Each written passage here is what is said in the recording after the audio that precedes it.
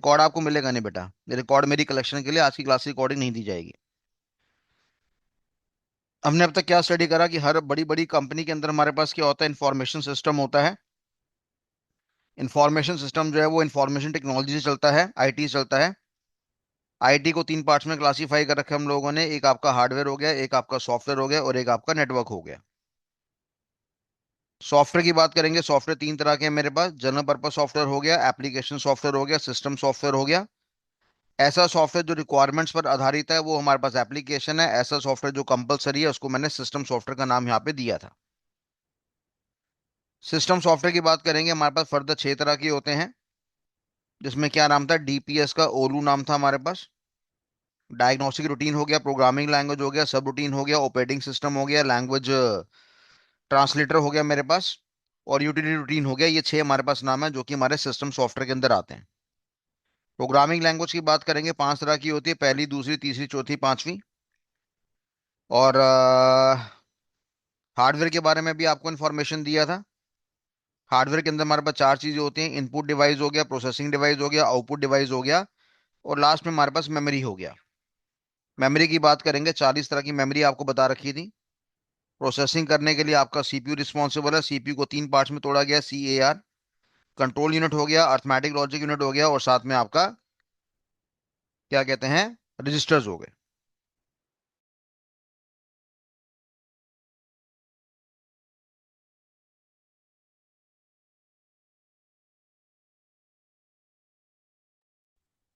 तो कहने का मतलब यहाँ पे ये कि ये हमारे पास सारी जानकारी है। अभी नेटवर्किंग का एरिया हमने बिल्कुल स्टार्ट नहीं करा, और नेटवर्किंग हमारे हैकिंग के लिए, साइबर सिक्योरिटी के लिए, क्लाउड कंप्यूटिंग के लिए मोटा हमारी जान है। बहुत ताकतवर हाई चीज है हमारे पास। तो हार्डवेयर के बारे में हमने हल्का सा स्टार्ट करा, अभी हमने हार्डवेयर के बारे में और बड़ा विस्तार रूप से पढ़ना है। और फिलहाल हम यहाँ पे सॉफ्टवेयर पे ध्यान दे रहे हैं। फर्स्ट जनरेशन लैंग्वेज के बारे में मैंने आपको जानकारी दे दी है। फर्स्ट जनरेशन लैंग्वेज के अंदर हमारे पास बाइनरी का कॉन्सेप्ट होता है। आपको इंटरनल इंजीनियरिंग आर्किटेक्चर के बारे में प्रोग्रामर को जानकारी रखनी पड़ती है। लैंग्वेज फास्ट मानी गई है। लर्न करना, राइट करना, डीबग करना हमारा डिफिकल्ट है। ये सारी जानकारी हम पढ़ चुके हैं। सेकेंड जनरेशन लैंग्वेज की अगर हम बात करते हैं, सेकेंड जनरेशन लैंग्वेज की अगर हम बात करते हैं, तो हमने साफ बोल दिया, ये यहाँ पे असेंबलर का इस्तेमाल होता है। और असेंबलर क्या करेगा, आपकी सेकंड जनरेशन लैंग्वेज की स्टेटमेंट को फर्स्ट जनरेशन लैंग्वेज में कन्वर्ट करेगा। यहाँ पे निमोनिक्स का इस्तेमाल होता है, निमोनिक्स मतलब सिंबल्स होता है। इसको लर्न करना, राइट करना, डीबग करना हमारा आसान माना गया था फर्स्ट जनरेशन लैंग्वेज के मुकाबले में। यहाँ पर भी इंटरनल इंजीनियरिंग आर्किटेक्चर के बारे में जानकारी रखनी पड़ती है, और यही कारण था इसको हमने लो लेवल लैंग्वेज का नाम दिया था। फर्स्ट जनरेशन को भी हमने लो लेवल लैंग्वेज का नाम दिया था। थर्ड जनरेशन लैंग्वेज की बात करेंगे तो यहाँ पे हमारे पास कंपाइलर का इस्तेमाल होता है।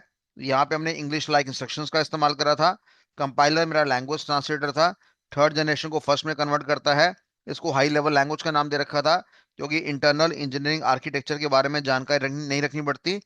प्रोग्राम की पोर्टेबिलिटी मेरे पास यहाँ पे करना संभव है, आपका पॉसिबल है। ठीक है जी। और इस फर्स्ट की बात करेंगे, प्रोग्राम की पोर्टेबिलिटी पॉसिबल नहीं है। सेकंड की बात करेंगे, प्रोग्राम की पोर्टेबिलिटी पॉसिबल हमारे पास नहीं है। थर्ड जनरेशन लैंग्वेज मैंने आपको इन्फॉर्मेशन दे दी थी। फिर मैंने आपको थर्ड जनरेशन लैंग्वेज के बारे में यही बताया था कि यार यहाँ पे प्रोग्राम डिपेंडेंसी वाला कॉन्सेप्ट था हमारे पास। और प्रोग्राम डिपेंडेंसी क्या मतलब था, कि अगर भैया हमें कोई इंक्वायरी करनी होती है, अगर हमें कोई इंक्वायरी करनी होती है, तो हमारे पास पहले से क्या पड़ा होना चाहिए, आपका प्रोग्राम पड़ा होना चाहिए। प्रोग्राम होगा तो बात का जवाब मिलेगा, प्रोग्राम नहीं पड़ा होगा तो बात का जवाब नहीं मिलेगा। ये इंसान के खाते में भी है। अगर मैंने आपसे पूछा कि बेटा एक बात बताओ, क्रोसिन नाम की दवाई किस काम आती है, तो आप सभी बच्चे फटाक से आंसर दे देंगे। कोई दिक्कत वाली बात किसी के पास नहीं होगी, क्योंकि उसका प्रोग्राम दिमाग में बैठा हुआ है। अगर मैंने बोल दिया कि ग्लाइकोमेट ट्रायोफोर्ट 1 के बारे में जानकारी दीजिए, तो आप इसके बारे में जानकारी नहीं दे पाएंगे। आपको नहीं पता ये क्या चीज़ है हमारे पास, तो डेफिनेटली इसका प्रोग्राम आपके पास मौजूद नहीं है, इसलिए आप इसके बारे में जानकारी नहीं दे पाएंगे। तो दिमाग में अगर कोई प्रोग्राम होगा तो आप जवाब दे देंगे, दिमाग में प्रोग्राम नहीं है तो आप जवाब नहीं देंगे। कल को आप बच्चे इंटरव्यू देना जाएंगे, जब आप इंटरव्यू देना जाएंगे तो डेफिनेटली आपसे सवाल करेगा कोई बंदा। अगर उस सवाल का जवाब, प्रोग्राम आपके पास पड़ा हुआ है, तो आप उसका फटाक से जवाब दे देंगे। अगर प्रोग्राम ऑलरेडी आपके पास नहीं पड़ा हुआ तो आप जवाब नहीं दे पाएंगे। तो प्रोग्राम डिपेंडेंसी वाला कॉन्सेप्ट जो था वो हमारा किस में था, आपका थर्ड जनरेशन लैंग्वेज में था। पर जहां तक मैं हार्डवेयर इंडिपेंडेंसी की बात करता हूँ, किसकी बात करता हूँ, हार्डवेयर इंडिपेंडेंसी की बात करता हूँ, तो वो मेरे को थर्ड जनरेशन लैंग्वेज में मिलेगा। फर्स्ट जनरेशन के अंदर हार्डवेयर की डिपेंडेंसी थी, सेकंड जनरेशन के अंदर हार्डवेयर की डिपेंडेंसी थी, पर थर्ड जनरेशन के अंदर हार्डवेयर की मेरे पास क्या थी, आपकी आज़ादी थी, इंडिपेंडेंसी थी। तो ये जानकारी हमने पढ़ी थी। और हमने फिर साथ में क्या पढ़ा था, हमने साथ में पढ़ा था फोर्थ जनरेशन लैंग्वेज। और मैंने कहा था फोर्थ जनरेशन लैंग्वेज में हमने कौन सी समस्या का समाधान करा था, इंक्वायरी की समस्या का समाधान करा था। इंक्वायरी की समस्या का समाधान किसके द्वारा होता है, एक कॉन्सेप्ट के द्वारा। कॉन्सेप्ट का नाम था स्ट्रक्चर्ड क्वेरी लैंग्वेज, जिसको हमने क्या नाम दिया था, एसक्यूएल का नाम दिया था। स्ट्रक्चर्ड क्वेरी लैंग्वेज हमारा किस में काम आती है बेटा, डेटा की एक्सट्रैक्शन करने में के काम आती है, डेटा की निकालने की काम आती है हमारे पास। ठीक है बच्चे। तो डेटा का एक्सट्रैक्शन के काम आता है, कौन काम आता है, हमारा एसक्यूएल नाम का भाषा, जिसको हमने स्ट्रक्चर्ड क्वेरी लैंग्वेज का नाम दिया था। तो यानी फोर्थ जनरेशन लैंग्वेज के अंदर अगर मैं क्योरी की संपर्क में बात करूं, तो क्या मेरे पास ऑलरेडी पहले से प्रोग्राम पड़ा होना चाहिए, नहीं सर, क्योंकि वो जिम्मेदारी कौन संभाल लेता है, मेरा स्ट्रक्चर्ड क्योरी लैंग्वेज आपका बड़े आराम से बड़े प्यार से संभाल लेता है। कौन संभाल लेता है, हमारा फोर्थ जनरेशन लैंग्वेज नाम का कॉन्सेप्ट। ठीक है भैया। अब यहाँ पर देखने वाली बात ये आ रही है कि एसक्यूएल नाम का जो कॉन्सेप्ट था वो आपका फोर्थ जनरेशन लैंग्वेज में ही क्यों हुआ था। तो मैंने कहा था कि फोर्थ जनरेशन लैंग्वेज में एक स्पेशल चीज को डेवलप्ड करा गया था, जिसका नाम था डेटाबेस मैनेजमेंट सिस्टम, जो कि अगेन अपने में क्या माना गया था, सॉफ्टवेयर माना गया था। और इसका पर्पस क्या था, कि डेटा को, इंफॉर्मेशन को, जानकारी को ऑर्गेनाइज वे में सेव करना, है ना। क्योंकि डेटा की जब भी हमें एक्सट्रैक्शन करनी है, डेटा को जब भी हमें निकालना है, तो दो जवाबदारी है, या तो हमारा ये स्लो निकलेगा या हमारा फास्ट निकलेगा। और कंप्यूटर में जीत किस चीज की होगी, फास्ट की।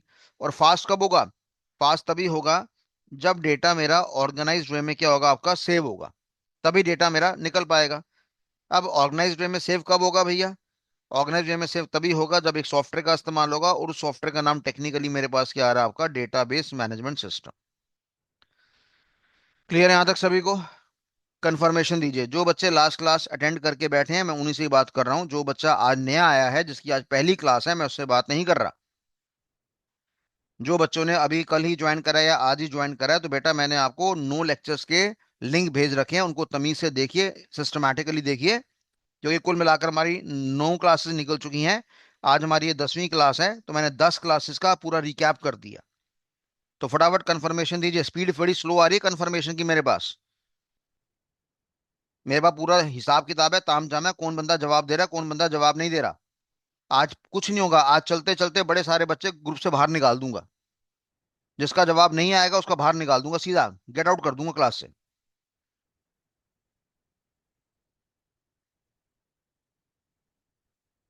एक भाई पूछ रहा है सर डीपीएसएलआर की फुल फॉर्म बता दो, उसको ये नहीं पता, डीपीएस ओलू है हमारे पास। तो भैया पिछले लेक्चर देखो, हर क्लास में रिपीट कर रखा है, पिछले लेक्चर देखो, जो तुम्हें 6 लेक्चर, तुम्हें 8 9 लेक्चर का लिंक भेज रखा है, वो देखो। छूट गए तो बेटा मेरी जिम्मेदारी थोड़ी है, चंदेश्वर जी। अगर छूट गए हैं तो आपको लिंक भेज तो रखा है, तो लिंक को क्लिक कौन करेगा, आप खुद ही तो करोगे क्लिक। या घर में आके मैं आपको क्या कहते हैं, ट्यूशन पढ़ाना स्टार्ट कर दूं।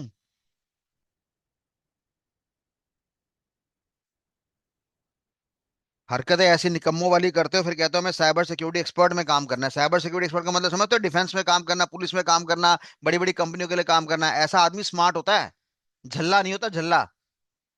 अब देखो, पता है, मेरे को भी पता है कि मेरे को आज मेरा बीपी बढ़ा हुआ है, मेरे को गुस्सा आ रहा है, शायद मैं कुछ बातों में फालतू रिएक्ट कर रहा हूँ। ये गौरव मजिल है, सर आपको गुस्सा आ रहा है, बता तो देखो गुस्सा आ रहा है कि नहीं आ रहा।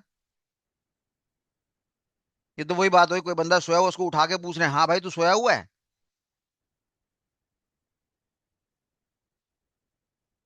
ये जितने बच्चे अब क्लास में एंटर हो रहे हैं, भाई साहब आपका टाइम, आपको ध्यान होना चाहिए, क्लास का टाइम क्या है।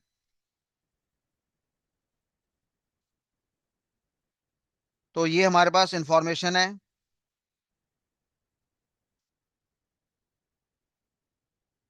जो हमने यहाँ पे डिस्कस करी फोर्थ जनरेशन लैंग्वेज के बारे में।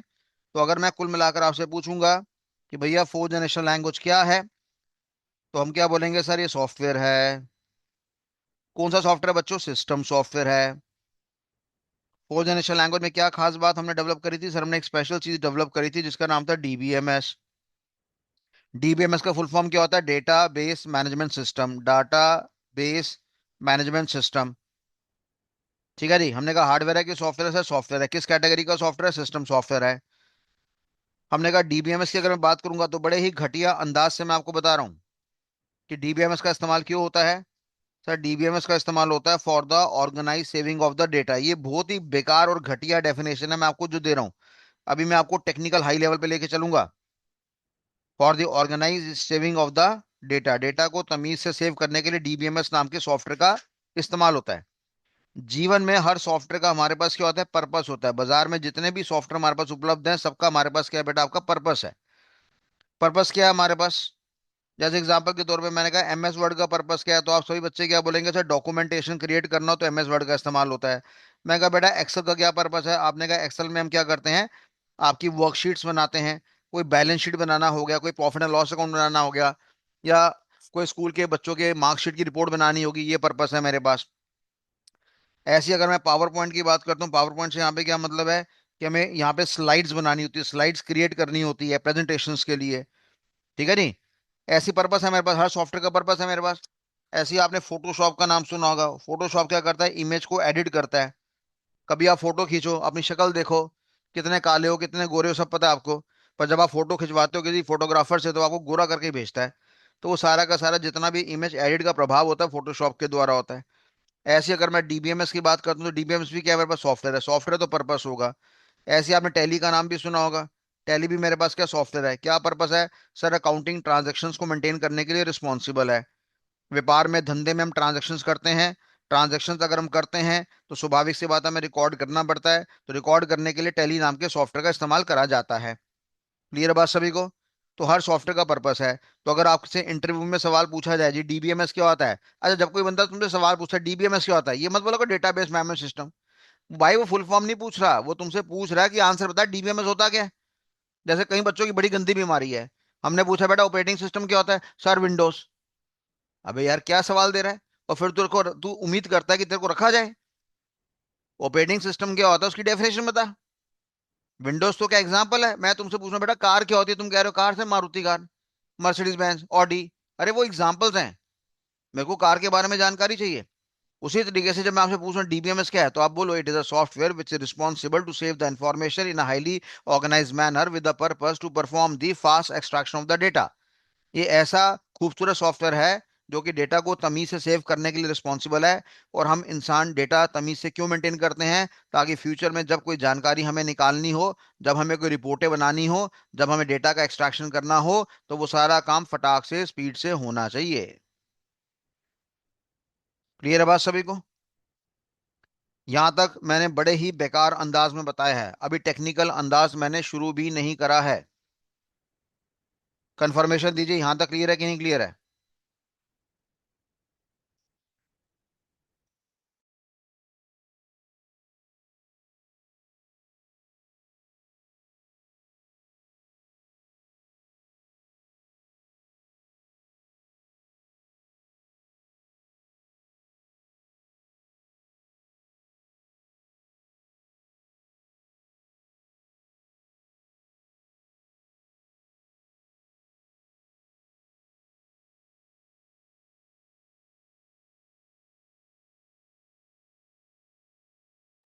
चलो ठीक है भैया।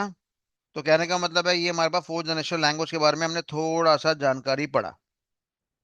तो यानी अब आप देखो जरा, एक तरह से अगर हम ग्राफ बनाना चाहें, फर्स्ट जनरेशन लैंग्वेज में हमारा सिंपल एक ध्यान था कि हमें काम करना है, तो हमने काम करने के लिए किसका इस्तेमाल करा, बाइनरी का इस्तेमाल करा। सेकंड जनरेशन में चीजें हमें सरल करनी थी तो हमने किसका इस्तेमाल करा, आपका निमोनिक्स का इस्तेमाल करा।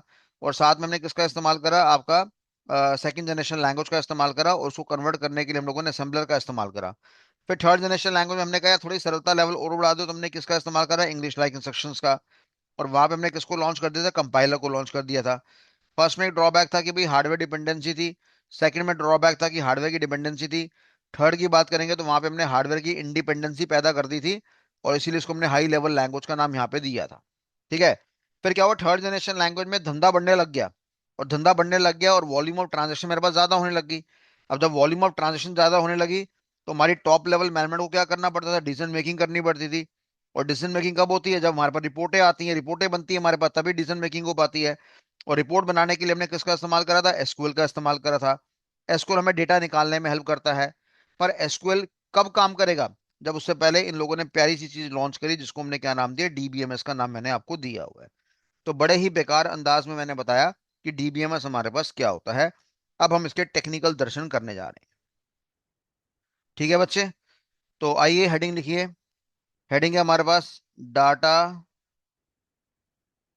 Base management system. This topic is very very important, very very important from the interview point of view. Interview के लिए बहुत इंपॉर्टेंट है, तुम्हारी जिंदगी सब कुछ यही है, क्योंकि अल्टीमेटली हम बिजनेस करते हैं, माल बेचते हैं, ट्रांजैक्शन क्रिएट होती है, सब डेटा है। सप्लायर का डेटा, कस्टमर का डेटा, जो माल बेचते हैं प्रोडक्ट्स का डेटा, 3 महीने में कितना माल बेचा, मेरी कंपनी में कितने एसेट्स हैं, किसकी हमने देनदारी पैसा देना है, लाइबिलिटी कितना पैसा हमने रिजर्व कर रखा है इमरजेंसी के लिए, ये सब चीजें हमारे पास जिंदगी में क्या मानेंगे, डेटा। चाहे बंदा गरीब हो चाहे बंदा अमीर हो, सबकी जिंदगी में क्या होता है, डेटा होता है। मैं मान लो मैं कमा रहा हूँ महीने का 10,000 रुपये, दिहाड़ी मजदूर हूँ, वहां भी मेरी जिंदगी में डेटा है कि 10,000 रुपये मैं कैसे कैसे खर्चूंगा, कितना मैं बाजरे की रोटी खाऊंगा, कितना मैं आटे की रोटी खाऊंगा, कितने मेरे बच्चों की स्कूल की फीस जाएगी, वो सब मेरे को मेंटेन करना पड़ेगा, वो सब मेरी जिंदगी में क्या, डेटा। बट ठीक है, गरीब वाले आदमी को डीबीएमएस नाम के सॉफ्टवेयर का या कंप्यूटर का इस्तेमाल नहीं करना पड़ता, पर जो मेरी मल्टीनेशनल कंपनी है, जो मेरी बड़ी बड़ी कंपनी है, वो सब क्या मेंटेन करती है, डेटा। और एक बढ़िया हैकर कौन होता है, जो इस डेटा को सुरक्षा प्रोवाइड करता है, इस एनवायरनमेंट को क्या प्रोवाइड करता है, सुरक्षा प्रोवाइड करता है। और एक ब्लैक हैट हैकर अगर आपको बनना है, बढ़िया वाला, हालांकि आपने बनना नहीं है, फिर भी मैं आपको बता रहा हूँ, ब्लैक हैट हैकर की सोच क्या होती है कि कंपनी को बर्बाद करना, यानी डेटा को बर्बाद करना। जब आप कहते हो कि मेरे को अपने गर्लफ्रेंड का व्हाट्सएप हैक करना है, तब भी आप क्या देखना चाहते हो, डेटा, कि उसके कितने सारे बॉयफ्रेंड्स हैं, तो वो 10 बॉयफ्रेंड उसके लिए क्या बन गया, डेटा। तुम्हारा जो दिल टूटेगा वो डेटा देख के ही टूटेगा। तुम जो डाइवोर्स लेने की बातें करोगे, डेटा देख के ही करोगे, हालांकि वो छोटे लेवल पे है, बड़ी बड़ी कंपनी में तो मोटा लेवल है। अब यहाँ पे जितने बच्चे बैठे हैं क्लास में, सब मोटा पैसा कमाना चाहते हैं, जवानी में पैसे कमाने वाली बातें होती हैं, बुढ़ापे में आके पैसा के बारे में बंदा नहीं सोचता, पर जवानी में तो सोचता ही है। तो जब आप डेटा की सुरक्षा प्रोवाइड करोगे, जब आप डेटा को बर्बाद करोगे, तभी जाकर आपके नोट बनेंगे, तभी जाके आपके पैसे बनेंगे। इतना क्लियर है सभी को? 1 मिनट का समय दे रहा हूं बस।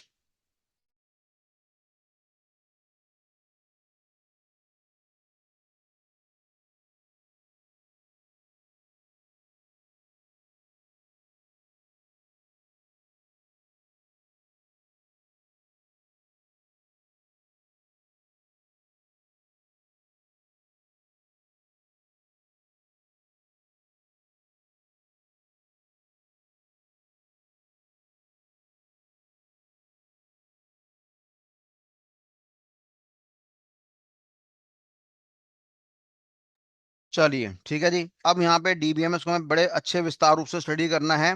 तो आपने ऐसे याद करना है कि कंठस्थ आपको याद होना चाहिए जब ये लेक्चर हमारा समाप्त होगा। तो पहली बार, डीबीएमएस को हमने कितने भागों में तोड़ा, हमने कहा डीबीएमएस को हमने 3 पार्ट्स में तोड़ा। सारे बच्चे प्रयास करेंगे इस टॉपिक को साथ साथ याद करने का प्रयास करेंगे। पहला टॉपिक हो गया बेटा मेरे पास यहाँ पे डेटाबेस, दूसरी चीज मेरे पास होगी आपकी मैनेजमेंट, और तीसरी चीज होगी यहाँ पे सिस्टम। मेरा एक बड़ा प्रिय स्टूडेंट है, उसका नाम राजा है, मतलब कि एक्चुअल नाम तो मैं नहीं बता रहा, जो उसका घर का नाम है वो नाम बता रहा हूँ, राजा है। उसके पिताजी सुप्रीम कोर्ट के एडवोकेट हैं, और ये मेरा बड़ा प्रिय शिष्य है, और बहुत पुराना शिष्य है, आज इसको जॉब करते करते 10 साल हो गए हैं। और इसका जो सैलरी का पैकेज है वो ज्यादा नहीं, 1.25 करोड़ का पैकेज है इसका सैलरी का। और ये आदमी अपनी अकड़ में है, कहता है वर्क फ्रॉम होम करूंगा, कंपनी नहीं जाऊंगा। और कंपनी वाले हाथ जोड़ते हैं इसके आगे कि भाई तू कर ले। अब ये जो राजा साहब हैं, ये किसके दम पे अकड़ दिखाते हैं, क्योंकि इस टॉपिक पे इस आदमी ने मास्टरी कर रखी है, बढ़िया वाली सुंदर वाली मास्टरी कर रही है। ये मैं स्टोरी इसलिए सुना रहा हूँ कि मैं सब्जेक्ट की, इस टॉपिक की औकात बता रहा हूँ, कि एक आदमी 1.25 करोड़ रुपया यहां से निचोड़ के बैठा हुआ है, किसके अंदर, केवल डीबीएमएस नाम के एनवायरमेंट के अंदर। ठीक है जी। अब डेटाबेस को फर्दर मैंने यहाँ पे 3 पार्ट्स में तोड़ा। शॉर्ट फॉर्म मेरे पास क्या है, एफआरएफ। मैनेजमेंट को मैंने यहाँ पे 3 पार्ट्स में तोड़ा। शॉर्ट फॉर्म मेरे पास क्या है, एसआईआर सर। ठीक है जी। मैंने कहा डेटाबेस को मैंने 3 पार्ट्स में तोड़ दिया, एफआरएफ। और मैनेजमेंट को मैंने 3 पार्ट्स में तोड़ दिया, एसआईआर सर। और फिर सिस्टम को भी हमने मल्टीपल पार्ट्स में तोड़ दिया। कितने मल्टीपल पार्ट्स में तोड़ा है, देखते हैं अभी। पहला नाम, मैंने कहा जी पहला नाम है मेरे पास डेटा डिक्शनरी। दूसरा नाम मेरे पास क्या है? Structured query language. तीसरा नाम बेटा मेरे पास क्या है? That is middleware. चौथा नाम मेरे पास यहाँ पे क्या है? That is user. पांचवा नाम डेटाबेस। छठा नाम एप्लीकेशन प्रोग्राम्स। या एप्लीकेशन प्रोग्राम बड़ा घटिया नाम है, इसकी जगह हमें लिखना चाहिए था एप्लीकेशन सॉफ्टवेयर। ठीक है बच्चे। और लास्ट नाम मेरे पास आपका आ रहा है, that is report generator. Report generator, ये मेरे पास नाम है। सिस्टम के अंदर मैंने कितने पार्ट्स है? सिस्टम का मतलब मेरा बच्चे यहाँ पे क्या है? सिस्टम का मतलब है कंपोनेंट्स। कि डीबीएमएस के कितने कंपोनेंट्स हैं, अर्थात डीबीएमएस के कितने सब यूनिट्स हैं, अर्थात डीबीएम से कितने सारे पार्ट्स हैं। तो मैंने बोला एक हो गया, दो हो गया, तीन हो गया, चार हो गया, पाँच छः सात, सात पार्ट मेरे पास हैं सिस्टम के अंदर। अच्छा जी। एफ आर एफ का मतलब मेरा यहाँ पे क्या होता है? मैंने कहा एफ से मेरा मतलब है यहाँ पे that is FIELD field. R से मेरा मतलब है यहाँ पे डेट इज रिकॉर्ड। और एफ का मतलब मेरे पास यहाँ पे क्या आ रहा है? फाइल। ठीक है जी। जितने कॉमर्स वाले बच्चे हैं, FRF का मतलब वहां पे क्या होता है? Financial reporting framework. यहाँ पे मैं डीबीएमएस की बात कर रहा हूँ, तो डीबीएमएस के अंदर FRF का मतलब क्या होता है? फील्ड हो गया, रिकॉर्ड हो गया, फाइल हो गया। रिकॉर्ड के स्पेलिंग फिर से रिपीट कर रहा हूँ, RECORD। रिकॉर्ड। फील्ड हो गया, रिकॉर्ड हो गया, फाइल हो गया। ये फुल फॉर्म है हमारे पास। अभी हमें इसको विस्तार रूप में स्टडी करना है। इतना अगर आपने उतार लिया हो तो डी नाम का शब्द दबा देना, अगर इतना आपने उतार लिया है तो।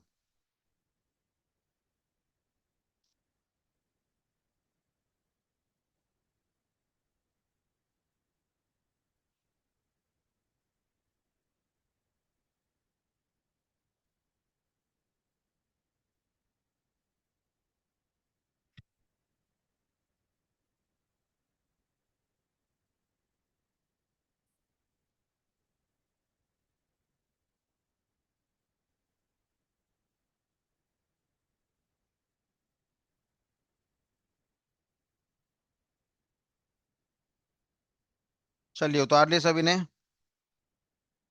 अभी सबकी कंफर्मेशन नहीं आई है मेरे पास, नोट डाउन करिए फटाफट।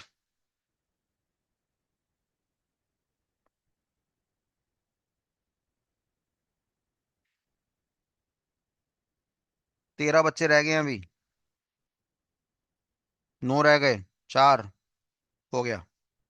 तो इतना आपने उतार लिया। अब मैनेजमेंट के अंदर हमारे पास क्या आ रहा है आपका? SIR, सर आ रहा है मेरे पास। ठीक है जी।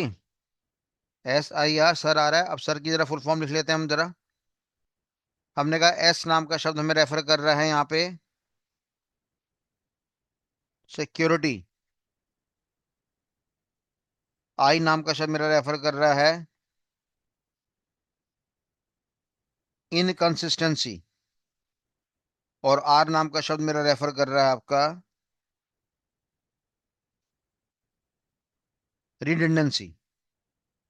हमने कहा डेटा की सिक्योरिटी, डेटा की इनकंसिस्टेंसी, डाटा की सिक्योरिटी, डाटा की इनकंसिस्टेंसी और डेटा की रिडंडेंसी।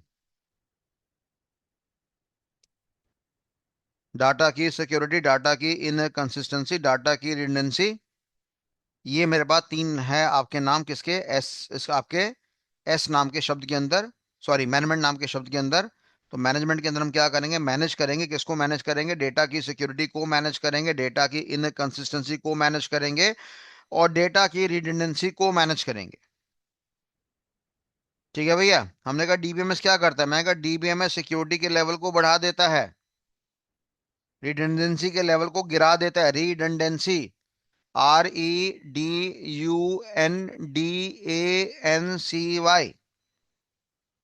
रिडंडेंसी को गिरा देता है। और इनकंसिस्टेंसी को समाप्त कर देता है। मैं कहा डीबीएमएस बड़ा प्यारा मैनेजमेंट करता है। वो डेटा की सिक्योरिटी को बढ़ा देता है, डेटा की अस्थिरता को समाप्त कर देता है, और डेटा की रिडंडेंसी को क्या कर देता है, कम कर देता है। रिडंडेंसी क्या होता है, अभी सब समझाऊंगा आपको। फिर हमने यहाँ पे क्या स्टडी करा, हमने कहा सिक्योरिटी के लेवल को चार भागों में क्लासिफाइड करा है इसमें। कौन कौन सी? First level security, second level security, third level security, और साथ में फोर्थ लेवल सिक्योरिटी। हमने कहा जी first level security, second level security, third level security, fourth level security. DBMS क्या करता है, अपने यहाँ पे सिक्योरिटी का लेवल बढ़ा देता है, और सिक्योरिटी का लेवल जो बढ़ाता है वो चार लेवल की मदद से बढ़ाता है। पहला लेवल, दूसरा लेवल, तीसरा लेवल, चौथा लेवल। और इसलिए हमने कहा कि डीबीएमएस अपने में बड़ा जबरदस्त सॉफ्टवेयर है, स्ट्रॉन्गेस्ट सॉफ्टवेयर है, वर्ल्ड का सबसे फेमस सॉफ्टवेयर है। हर कंपनी डेटा को तमीज से मेंटेन करना चाहती है, और डेटा को तमीज से मेंटेन करने के लिए वो डीबीएमएस नाम के सॉफ्टवेयर का प्रयोग करती है। तो अगर मैं सिंपल भाषा में आपसे बात करूंगा कि बताओ भैया डीबीएमएस क्या होता है, तो अभी के हिसाब से तो मैंने सिंपल यही बताया कि डीबीएमएस आपका सॉफ्टवेयर है। कौन सा सॉफ्टवेयर है? फोर्थ जनरेशन लैंग्वेज वाला। फोर्थ जनरेशन लैंग्वेज किस में आता है? सिस्टम सॉफ्टवेयर में। सिस्टम सॉफ्टवेयर किसका पार्ट है? सॉफ्टवेयर का। सॉफ्टवेयर किसका पार्ट है? इंफॉर्मेशन टेक्नोलॉजी का। इंफॉर्मेशन टेक्नोलॉजी किसके अंदर आता है? इंफॉर्मेशन सिस्टम के अंदर आता है। रिलायंस किस पे टिका हुआ है? इंफॉर्मेशन सिस्टम पे टिका हुआ है। टाटा हो गया, बिरला हो गया, विप्रो हो गया, इन्फोसिस हो गया, टीवीएस हो गया, ये सारी कंपनी किस पे टिकी हुई है? हमने कहा इंफॉर्मेशन सिस्टम पे। और इंफॉर्मेशन सिस्टम का एक बहुत इंपॉर्टेंट अंग क्या, अंग का नाम क्या, पार्ट का नाम क्या? हमने कहा डीबीएमएस। जो क्या करता है, डेटा को तमीज से मेंटेन करता है। डीबीएमएस को टेक्निकली मैंने कितने पार्ट्स में तोड़ा हुआ है? हमने कहा जी तीन पार्ट्स में तोड़ा हुआ है। Database management system. डाटाबेस को मैंने कितने पार्ट में तोड़ा है? तीन पार्ट्स में। एफआरएफ, फील्ड हो गया, रिकॉर्ड हो गया, फाइल हो गया। मैनेजमेंट की बात करूंगा, कितने भागों में तोड़ा हुआ है? तीन भागों में। SIR sir, security, data security, data की अस्थिरता जिसको हम कहते हैं इनकंसिस्टेंसी। और तीसरा डेटा रिडंडेंसी। ठीक है जी। फिर सिस्टम का मतलब क्या होता है? कंपोनेंट्स। हमने कहा डीबीओ में से कितने पार्ट्स होते हैं? हमने कहा जी सात पार्ट होते हैं। कौन कौन से सात पार्ट होते हैं? डेटा डिक्शनरी हो गया मेरे पास, एसक्यूएल हो गया, मिडलवेयर हो गया, यूजर हो गया, डाटाबेस हो गया, एप्लीकेशन प्रोग्राम हो गया, रिपोर्ट जनरेटर हो गया। ठीक है जी। उसके बाद मैंने क्या बोला, सिक्योरिटी को कितने भागों में तोड़ा हुआ है? हमने कहा सिक्योरिटी को हमने चार भागों में तोड़ा हुआ है। पहला लेवल, दूसरा लेवल, तीसरा लेवल, चौथा लेवल। राइट। अब इसमें थोड़ा ध्यान देने वाली बात ये आ रही है, हमने कहा हमारे पास कौन होते हैं? यूजर्स होते हैं। कौन होते हैं? यूजर्स होते हैं। हमने कहा कितने तरह के यूजर होते हैं? वैसे तो बड़े सारे यूजर होते हैं मेरे पास, फिर भी थोड़े बहुत लिख लेते हैं हम लोग।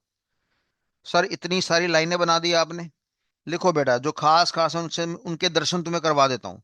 और इससे तुम्हें इमेजिनेशन भी होगी कि फ्यूचर में तुम्हें क्या बनना है।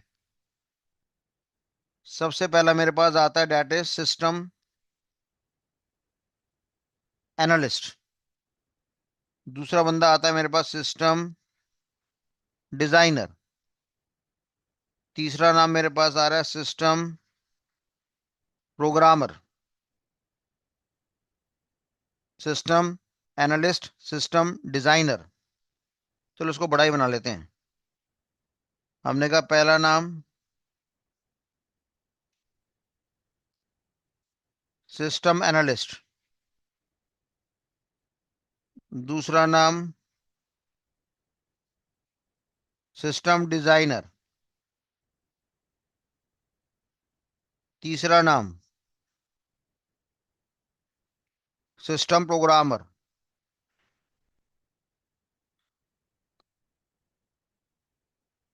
ठीक है जी, system analyst, system designer, system programmer. या इसके साथ हमने एक और नाम डाल दिया, system developer. System analyst, system designer, system programmer, या प्रोग्रामर को हमने एक और नाम दिया system developer.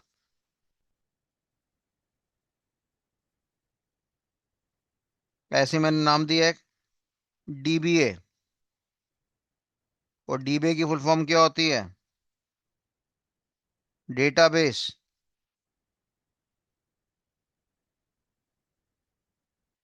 Administrator, database administrator,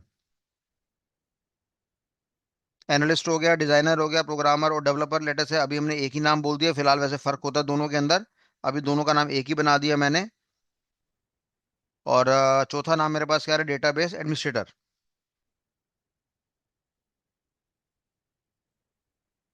फिर मैंने कहा जी मेरे पास एक और नाम होता है, that is end user, system analyst, system designer, system programmer, system developer, database administrator, end user.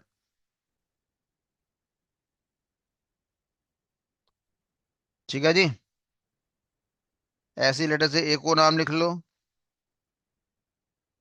Information system auditor, information system auditor, information system auditor. एक और हमने नाम लिख दिया, इंफॉर्मेशन सिक्योरिटी मैनेजर। एक हमने क्या नाम दे दिया, डेटा सिक्योरिटी एनालिस्ट। ठीक है जी। और एक नाम मैंने और दे दिया, जीआरसी स्पेशलिस्ट। अभी ये जो यूजर है ये मैं आपको आधे मन से समझा रहा हूँ बस, आगे फ्यूचर में बहुत अच्छा ज्ञान देंगे इसके बारे में। जी का मतलब होता है मेरे पास गवर्नेंस, स्पेलिंग गलत हो गया मेरे से,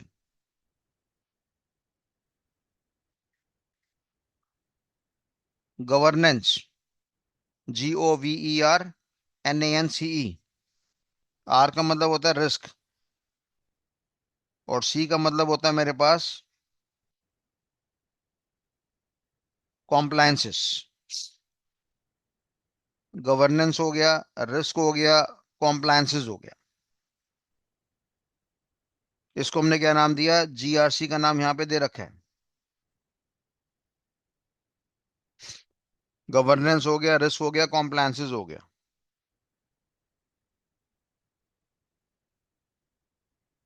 जीआरसी स्पेशलिस्ट।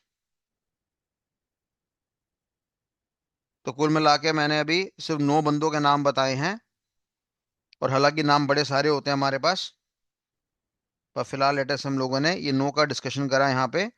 और ये सारे लोगों को हमने किस कैटेगरी में डाल दिया, यूजर्स की कैटेगरी में डाल दिया। तो ये हमारे पास आपके यूजर्स हैं। क्या इसके अलावा भी यूजर होते हैं बेटा? 70-80 नाम और हैं इसके अलावा, 70-80 नाम और हैं। फिलहाल मैंने ये मोटे मोटे नाम बता दिए, मोटे मोटे नाम।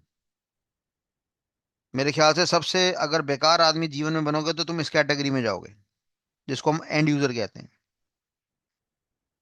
तो भगवान से प्रार्थना करना कि तुम इस कैटेगरी के इंसान ना बनो।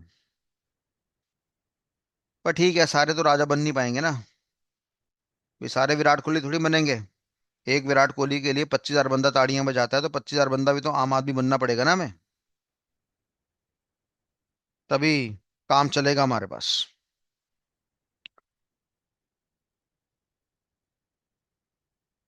अब प्रिंस भैया कह रहे हैं सबसे अच्छा कौन सा है इसमें।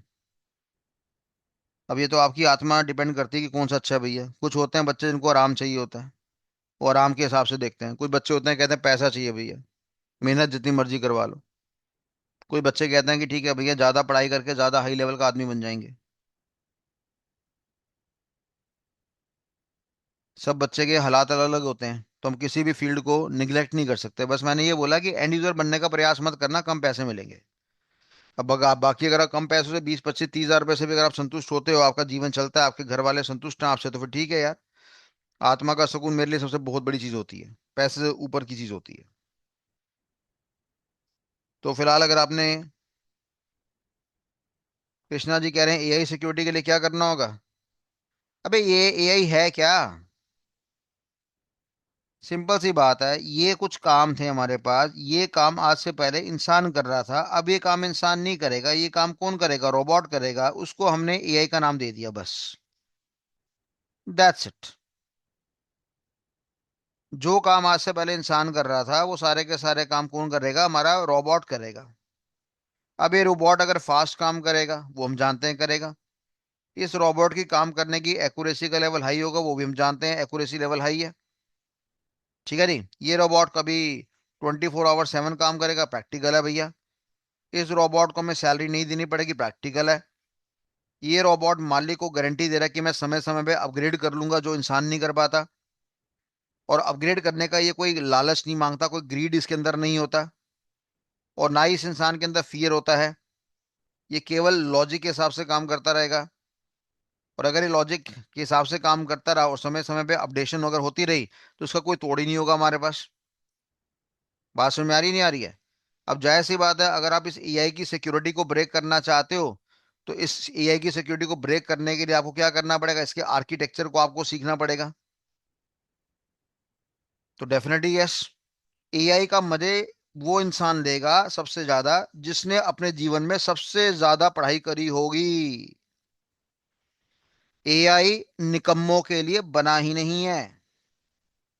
तुम में से काफी सारे निकम्मे समझते हैं कि हम एआई के द्वारा वेबसाइट बना लेंगे और हम तो साले बहुत बढ़िया आदमी बन गए। एआई का इस्तेमाल वो करेगा आदमी जो हर सिस्टम के आर्किटेक्चर को जानता होगा।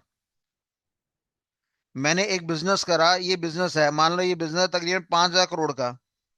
और इस बिजनेस में तकरीबन ज्यादा नहीं, हमने कहा 50,000 आदमी काम कर रहा है। अब इन 50,000 आदमी को मैं रिप्लेस करना चाहता हूँ एआई एजेंट के द्वारा। तो डेफिनेटली अगर इस सिस्टम की वर्किंग के बारे में मेरे को जानकारी होगी, तो मैं उस एआई स्पेशलिस्ट को बोल दूंगा, बुलाऊंगा और बोलूंगा यार हर इंसान के लिए एक एजेंट बना दे बस। खत्म कर काम, मेरे को अपनी कंपनी में इंसान रखना ही नहीं है, ये रखने हैं मैं बहुत कम रखूंगा। 50,000 की जगह लेटर से मैं 500 बंदों में काम चला लूंगा। पर ये जो 500 बंदे होंगे ये बहुत एक्सट्रीम पढ़े लिखे होंगे, तो ये आनंद लेंगे। आने वाले समय में जो ज्यादा पढ़ा लिखा होगा वो ज्यादा कमाएगा। पर चक्कर ये है कि निकम्मी कौन पैदा हो रही है हमारे यहाँ पे, क्योंकि वो एआई में क्या कर रही है? बटन दबा रही है। उसको लॉजिक ही नहीं पता। अब मेरे को ये बताओ, एक बच्चा हमने खड़ा कर दिया और हम कह रहे हैं कि इस बच्चे को तो मैथ सिखाने की जरूरत ही नहीं है, क्योंकि इसके पास तो कैलकुलेटर है बस। तो हम उसको ट्रेनिंग क्या दे रहे हैं? बेटा जिसको प्लस करना है वो दबा दे। हमने कहा 25+25 को दबा दे, आंसर जो आएगा वो बता दियो। अब यानी कि ये जो 25+25 जो 50 सिंपल सा आंसर है, वो माइंड हम आज की जनरेशन को देना नहीं चाह रहे। तो अगर माँ बाप ऐसे पैदा हो जाएंगे और बच्चे अगर ऐसे पैदा हो जाएंगे, तो मैं कह रहा हूँ बड़ी निकम्मी कौम आने वाली है। और अगर माँ बाप समझ गए कि नहीं यार एआई को तो वही चलाएगा जिसके पास भरपूर ज्ञान होगा, क्योंकि ये बंदा पूरा आर्किटेक्चर सीख कर आएगा और आर्किटेक्चर सीखने के बाद ये अपने एआई एजेंट बनाएगा और कंपनी का साम्राज्य खड़ा करेगा। उम्मीद करता हूँ मैंने आपकी बात का जवाब दे दिया होगा। तो फिलहाल कहने वाली बात यहाँ पे ये आ रही है हमारे पास इस एनवायरनमेंट के अंदर। अब देखो इसको कहते हैं मतलब बेशर्मी। एक बच्चे के लिए क्वेश्चन का जवाब दिया, कृष्णा जी आपके क्वेश्चन के लिए जवाब दिया और आपके पास एक कंफर्मेशन तक नहीं है। अपना क्वेश्चन अपने पास रखो। कह रहे सर एक और क्वेश्चन है मेरा, तुम्हारे घर में आया तो पढ़ाने के लिए। जो नाम रखा हुआ है उसकी तो कुछ कदर कर लो।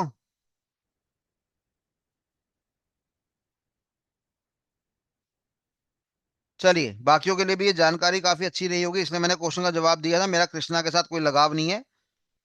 केवल मैं चाह रहा था कि इस क्वेश्चन का जवाब सबको मिल जाए, क्योंकि जो एआई है ये दिमाग में बैठ रहा है। अब मान लो मेरे को पता है एचटीएमएल नाम की भाषा कैसे काम करती है, सीएसएस नाम की भाषा कैसे काम करती है, जावास्क्रिप्ट नाम की भाषा कैसे काम करती है, मोंगो डेटाबेस कैसे काम करता है, मेरे को पता है। ठीक है जी। मेरे को पता है एसक्यूएल क्वेरी कैसे काम करती है, जे क्वेरी कैसे काम करती है। इसकी मदद से मैं क्या कर सकता हूँ? फुल स्टैक डेवलपमेंट मैं बड़े आराम से कर सकता हूँ। अगर ये ज्ञान मेरे पास है तो मैं कह रहा हूँ एआई के जो मैं भरपूर मजे लूंगा, बहुत मजा आएगा। अभी एक बंदे ने मेरे से वेबसाइट बनवाई। ठीक है, बड़ी प्यारी वेबसाइट, आप देखना जरा। क्रिप एल्गो के नाम से। क्रिप एल्गो के नाम से वेबसाइट बनाई मैंने, मतलब मैंने और मेरी टीम ने। और आपको बता रहा हूँ ऐसे, हमने उस बंदे से 5 लाख रुपए लिए। और ये हमारा खर्चा कितना आया इसको बनाने में? मात्र 20,000 रुपये। सर वो कैसे? और ये वेबसाइट को बनाने में मेरे को 52 घंटे लगे। 5 लाख रुपए हमने चार्ज करे हैं क्रिप एल्गो नाम की वेबसाइट है। और हमने 20,000 रुपए के खर्चे में 5 लाख रुपए कमा लिए, और हमने 52 घंटे में वेबसाइट बनाई है। और ये सारी वेबसाइट किसके द्वारा बनी है? एआई के द्वारा। जो टूल मैंने इस्तेमाल करा, उस टूल का मैंने किराया दिया है 20,000 रुपये बस। सर वो टूल का नाम बता दो। नहीं बताऊंगा, ढूंढते रहो अपने आप। वो तभी संभव हुआ है कि जब मेरे पास ये पूरा ज्ञान था, वो आर्किटेक्चर की समझ मेरे पास थी। और ये कंपनी वाले जब बाजार में गए इस तरह की वेबसाइट बनाने के लिए, तो इनको 12-12 लाख रुपए इनसे मांगे गए। तो ये बड़े हैप्पी हुए कि विकास सर ने हमारा काम सस्ता कर दिया और हमें 5 लाख में दे दिया। और मैं आपको सच्चाई बता रहा हूँ, मेरी कॉस्टिंग आई है मात्र 20,000 रुपये। तो जितनी गहराई में आप घुसोगे ना, जितनी गहराई में आर्किटेक्चर की गहराई में घुसोगे, मैं कह रहा हूँ एआई तुम्हारे लिए ही बना है, तुम्हारे जैसे बच्चों को अमीर बनाने के लिए बना है। और ये जितने निकम्मे हैं कि सर अब तो कोडिंग सीखनी नहीं, अब तो प्रोग्रामिंग सीखनी नहीं, अब तो कुछ करना ही नहीं, वो सिर्फ एआई के मोहताज रहेंगे। और अब यहाँ पे तुम इमेज बनाने तो बैठे नहीं यार कि कोई पोस्ट बना दो। तो मोटा कमाने के लिए आए हो ना, धरती में आए हो तो। ठीक है, माँ बाप नहीं बना पाए मोटा पैसा, अब तुम्हारे पास तो तुम्हें तो चीजें सुविधाएं मिल रही है ना, तो उस चीज का फायदा उठाओ। तुमने उस टेक्नोलॉजी में जन्म ले लिया है जिस टेक्नोलॉजी में तुम्हारे माँ बाप ने जन्म ले लिया। अभी भी अगर टूल्स का इस्तेमाल नहीं करोगे, मेहनत का इस्तेमाल नहीं करोगे, तो काम खराब है। तो अगर आप एआई को जिंदगी का शॉर्टकट सोच रहे हो, तो बड़ी गलत दिशा में जा रहे हो। अगर आपने सोच लिया, अब मान लो एक डॉक्टर है, सर्जन है। सर्जन है, सर्जन कहता है भाई मैं सर्जरी कर दूंगा, और उसके अगेंस्ट रोबोट खड़ा हो जाएगा। मेरा अभी न्यूज आई थी कि एआई क्या करेगा? सर्जरी करेगा। अब ये सर्जन अगर बड़ा खतरनाक है, तो ये जो फीडिंग करेगा इस रोबोट की, ये बड़ी एक्सीलेंट होगी। जो इसका डेटा होगा, इंफॉर्मेशन होगा, नॉलेज होगा, विजडम होगा, वही एक रॉबोट पैदा करेगा। तो जिनके पास आने वाले समय में खूब ज्ञान है, मेरी बात कैच कर लेना, वो एआई से बहुत मोटा पैसा कमाएंगे। That's it. ये सिंपल सा प्रिंसिपल है। और तुम शायद मैं जीवित रहूं ना रहूं, पर तुम इस जिंदगी में सामने देखोगे कि अमीर वही बनेगा जो पीछे बड़ा ज्यादा एडुकेटेड होगा। That's it. तो कुल मिलाकर देखने वाली बात ये है, ये आपने चार्ट देखा, बड़ा प्यारा सा और भयंकर सा चार्ट हमारा बन गया है। और मेरे ख्याल से इसकी तारीफ होनी चाहिए। इतना सुंदर चार्ट हमारा बना, जिसको हमने डीबीएमएस के अंदर यहाँ पे दिखा रखा है। कोई भी किताब नहीं है, कोई भी इंटरनेट नहीं है जो उसको इस तरीके से कनेक्टिविटी प्रोवाइड कर सके। और ये चार्ट हमारा डीबीएमएस के बारे में है। और ये एक्सप्लेन करने के लिए हमें पता नहीं कितने घंटे लग जाएंगे, और तब जाके हम डेटाबेस मैनेजमेंट सिस्टम को समझा पाएंगे। बात समझ में आ रही है? तो मैंने क्या बोला था थोड़ी देर पहले, क्लास स्टार्ट होने से पहले, कि मैंने आपको घंटिया अंदाज में बताया है कि डीबीएमएस अपने में एक सॉफ्टवेयर होता है, फोर्थ जनरेशन लैंग्वेज में आता है, सिस्टम सॉफ्टवेयर का पार्ट है, responsible to save the information in a highly organize manner with the purpose to perform the fast extraction of the data. ये मैंने कहा था बड़ा घटिया तरीका है। तो अगर मैं बोलता हूँ डीबीएमएस क्या करता है, तो आप बोलेंगे डीबीएमएस मैनेज करता है। मैंने कहा क्या मैनेज करता है? आपने कहा डेटा मैनेज करता है। मैंने कहा कैसे मैनेज करता है? आपने कहा सिक्योरिटी का लेवल बढ़ा देगा, इनकंसिस्टेंसी खत्म कर देगा, रिडेंडेंसी कम कर देगा। मैं कहा डीबीएमएस के अंदर कोई टीम मेंबर्स हैं, कोई इसका स्टाफ है? आपने कहा बिल्कुल है जी। मैं कहा कितने सारे हैं? आपने कहा जी देखो कितने सारे हैं। डेटा डिक्शनरी, सर ये डेटा डिक्शनरी नाम का शब्द समझाने में मेरे ख्याल से 2 घंटे लग जाएंगे। डाटा डिक्शनरी समझाने में 2 घंटे का समय लग जाएगा। उसके अलावा फिर एसक्यूएल भी है, मिडलवेयर भी है, यूजर कितने सारे हैं वो मैंने आपको जानकारी दे दी है। डेटाबेस है, एप्लीकेशन प्रोग्राम है, या एप्लीकेशन सॉफ्टवेयर है, या रिपोर्ट जनरेटर है। ये सारा का सारा जो ज्ञान है हमारा, सारा का सारा ज्ञान किसको रिफ्लेक्ट कर रहा है? डेटा बेस मैनेजमेंट सिस्टम को रिफ्लेक्ट कर रहा है। तो ये चार्ट आपको कंठस्थ याद होना चाहिए। इस चार्ट को आपने मल्टीपल बार बनाना है। और मल्टीपल बार बनाने के बाद आपने मेरे को व्हाट्सएप करना है कि देखो सर हमने बनाया है। ठीक है नहीं, हमने भी एक बड़ा प्यारा सिस्टम एआई के थ्रू बना दिया है कि जो बच्चा हमें रिस्पांस देगा हम उस एआई में रिकॉर्ड करेंगे।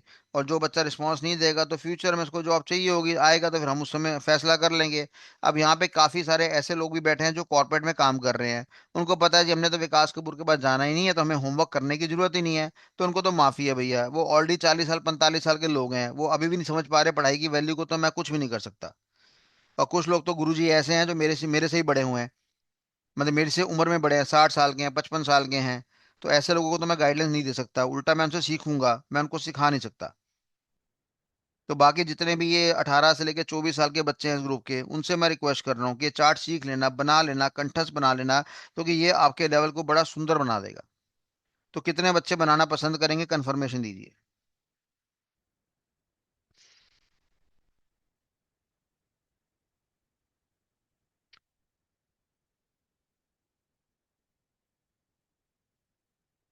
जितनी कंफर्मेशन आ रही है उतने चार्ट आने चाहिए मेरे पास। ठीक है जी, अभी भी देखो 60% बच्चों की कंफर्मेशन आई है।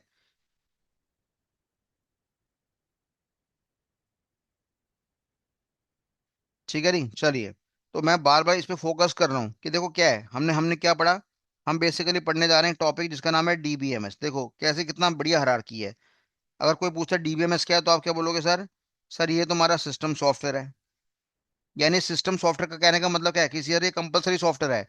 कंपनी इसके बिना जीवित नहीं रह सकती, और ये हमने देख लिया कंपनी वाकई में इसके बिना जीवित नहीं रह सकती है। सिस्टम सॉफ्टवेयर किसका पार्ट है भैया? हमने कहा जी सॉफ्टवेयर का पार्ट है।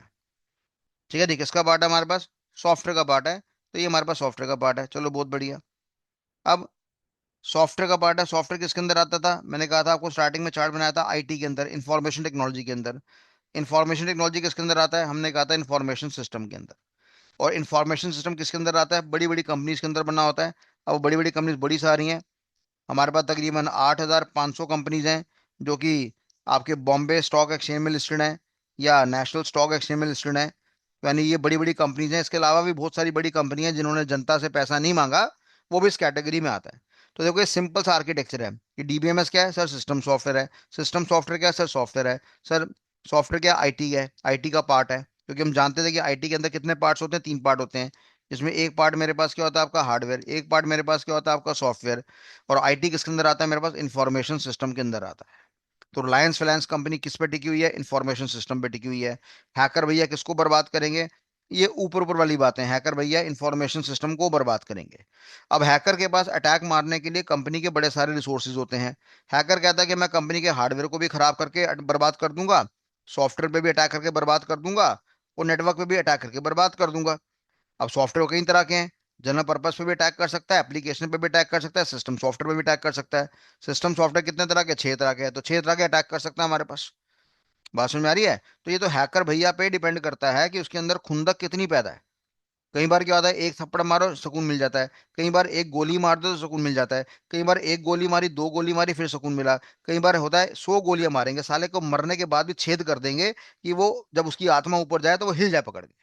तो एक खुंदक पे डिपेंड करता है कि भैया, और पैसे पे डिपेंड करता है कि हैकर वाला बंदा कंपनी की कितनी सारी रिसोर्सेज पे अटैक मारेगा। फिर भी बच्चा कहता है एक थोड़ा हल्का सा आइडिया दो, कंपनी में रिसोर्सेज कितनी है? 70-80 तरह की रिसोर्स है बेटा। कंपनी के पास 70-80 तरह की रिसोर्सेज हैं, जो कंपनी वाले बचाना चाहते हैं। और ब्लैक हैट हैकर उसी को डिस्टर्ब करना चाहते हैं। इसलिए अमेरिका वाला ब्लैक हैट हैकर्स के आगे हाथ जोड़ देता है, भाई तू महान है क्योंकि हमारे पास रिसोर्सेज बड़ी सारी हैं। तू किसी भी रिसोर्सेज को डिस्टर्ब करके हमारे सिस्टम को हिला सकता है। इसलिए अभी तक ब्लैक हैट हैकर्स का जो पलड़ा है वो व्हाइट हैट हैकर से ऊपर है। ठीक है जी। तो अगर इनकी बुद्धि भ्रष्ट होगी ना, इनके पास बहुत सारे हथियार हैं। हथियार क्या है? इनको तो मारना बड़ा आसान है। इतने सारे रिसोर्सेज पड़े हुए हैं, किसी को भी अटैक करना इनके लिए बड़ी वैरायटी है। बड़े सारे पर्पस है हमारे पास। तो इसलिए मैंने क्या बोला कि जब मैं डीबीएमएस की बात करता हूं, तो यानी इतने सारे अगर रिसोर्स हैं, इतने सारे अगर रिसोर्स हैं, तो उसमें एक महान रिसोर्स है, बड़ा इंपॉर्टेंट रिसोर्स है, इसको हमने डीबीएमएस का नाम दिया है, जिसकी सुरक्षा प्रोवाइड करना हमारे लिए अनिवार्य है। It needs to be very very compulsory. Confirmation दीजिए, यहां तक क्लियर है कि नहीं है?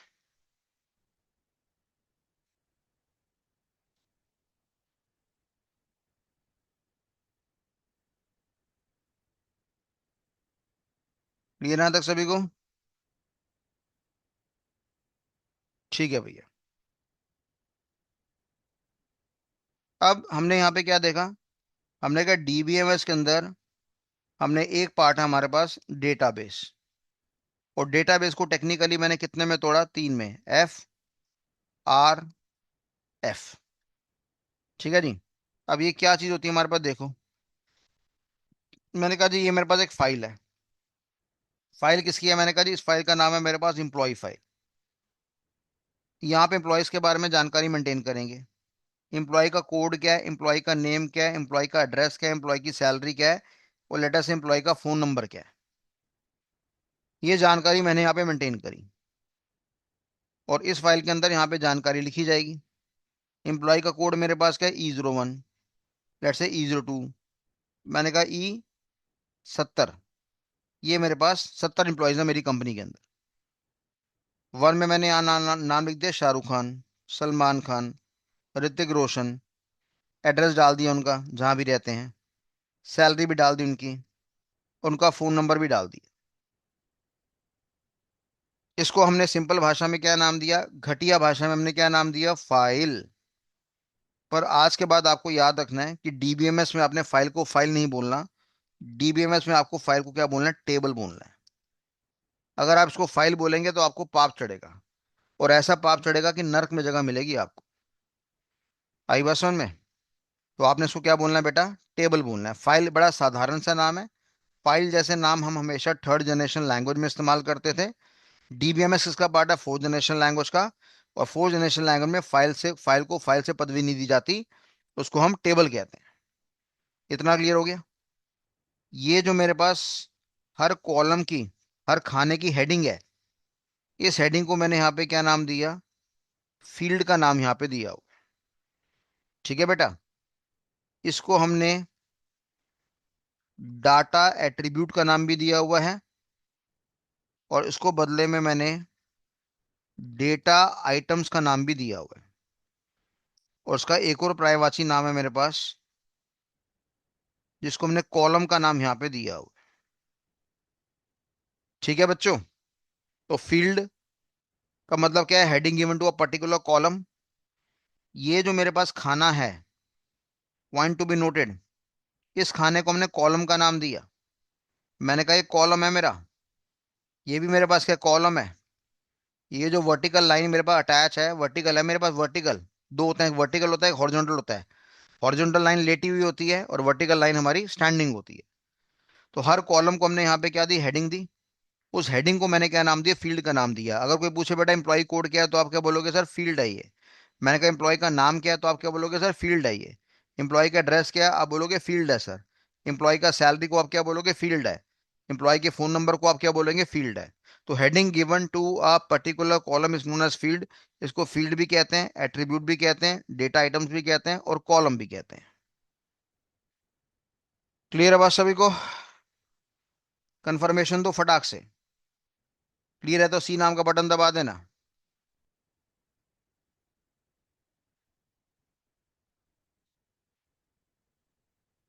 ठीक है जी?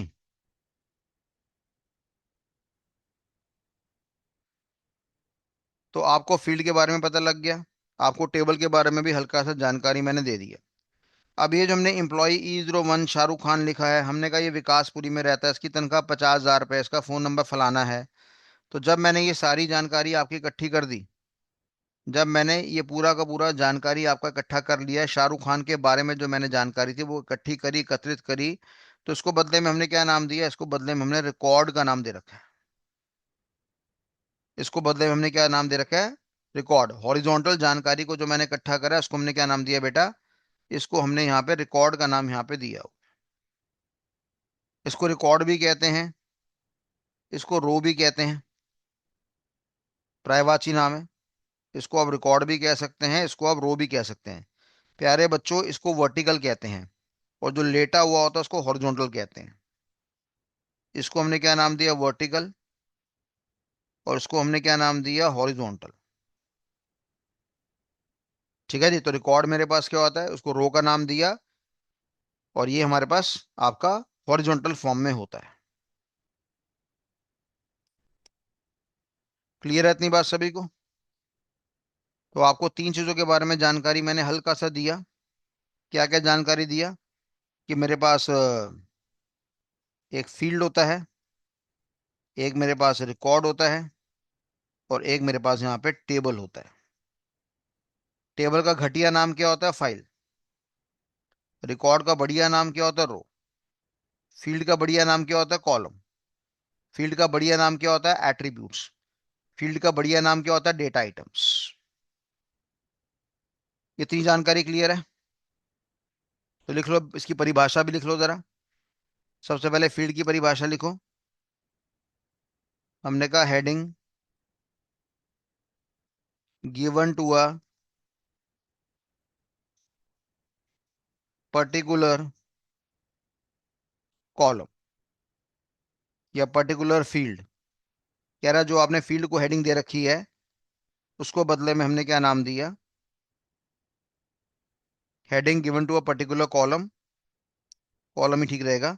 उसको हमने यहाँ पे क्या नाम दिया, फील्ड का नाम दिया, या उसको हमने डेटा एट्रीब्यूट का नाम दिया, या उसको हमने डेटा आइटम्स का नाम यहाँ पे दे दिया है। Heading given to a particular column. ठीक है बच्चे, उतार लिए सभी ने। नेक्स्ट, कह रहा रिकॉर्ड से क्या मतलब है, या रो की डेफिनेशन क्या है हमारे पास। तो हमने क्या बोला, it refers to, it refers to collection of field value. It refers to collection of field value, कह रहा है फील्ड की सारी जानकारी को इकट्ठा करेंगे तो रिकॉर्ड बन जाएगा, तो रो बन जाएगी हमारे पास। It refers to collection of field value.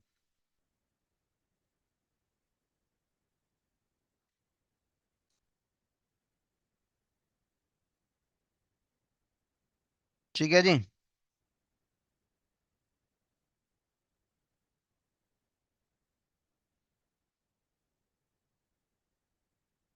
Kuldeep जी कह रहे हैं कोई किताब लेनी पड़ेगी, ले ले भैया, जितनी मर्जी किताबें ले ले, भर ले, लाइब्रेरी बना लो अपने घर को चतुर्वेदी साहब।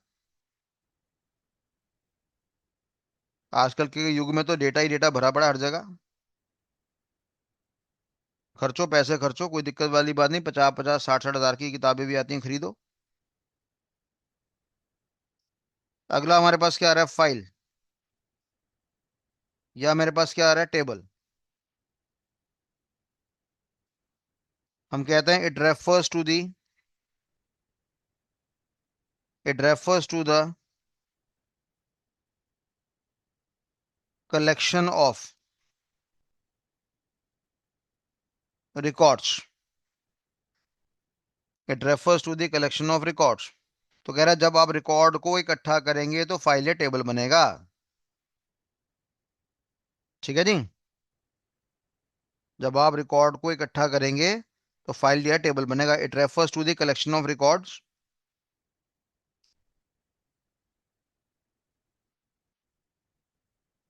विच is responsible to save the information in a highly organized manner. ये सारी जानकारी किसके बारे में, टेबल के बारे में। It is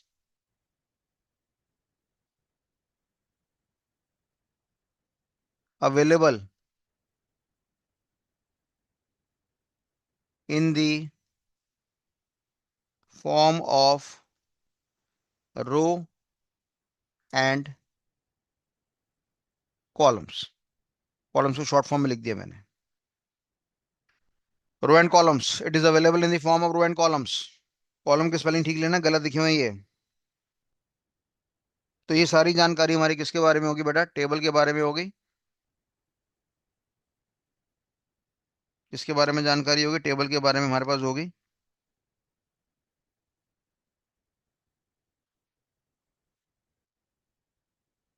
which is responsible to save the information in a highly organize manner. ये जानकारी किसके बारे में होगी हमारे पास, फाइल और टेबल के बारे में होगी। तो refers to the collection of records which is responsible to save the information in a highly organize manner. It is available in the form of rows and columns. तो क्लियर है बच्चों यहाँ तक, कंफर्मेशन भेजिए। आज की क्लास क्लियर है सभी को। तो इस क्लास में इतना समय बिताना बहुत जरूरी है, क्योंकि इससे अगर आप चाहें तो बहुत मोटा पैसा कमा सकते हैं, इस बात की श्योरिटी है।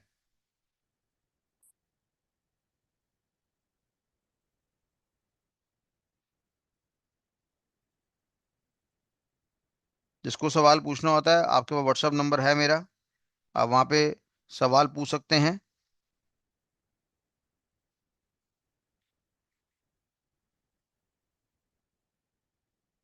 8750519151।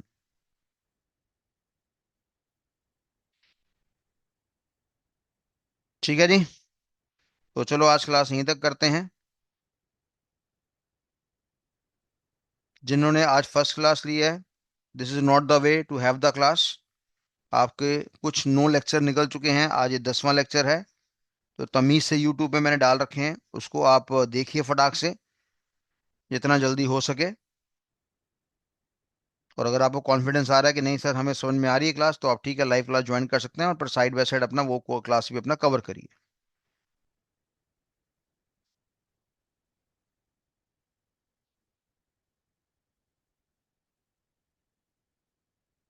चलो भैया, धन्यवाद, thank you so much, bye bye. निकलते हैं अब।